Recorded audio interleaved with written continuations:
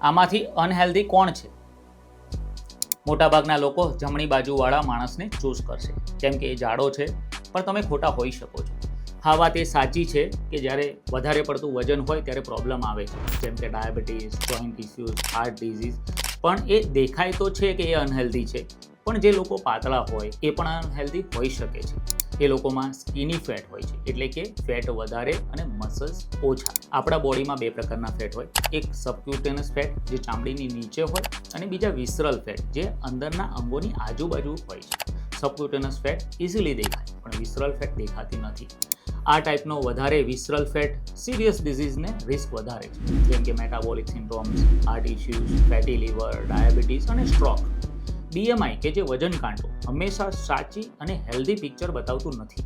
તમારું body fat check smart રીતે કરો, જેમ કે આઈડિયલ ફેટ પર્સન્ટેજ મેનમાં 13-17% અને વુમનમાં 20-25% છે. ફક્ત પાતળા રહેવા પર નહીં, ફોકસ કરો સ્ટ્રોંગ, ફિટ, ફ્લેક્સિબલ અને હેલ્ધી રહેવા પર. આવી જ ઇન્ફોર્મેશન જાણવા માટે ફોલો કરવાનું ના ભૂલતા.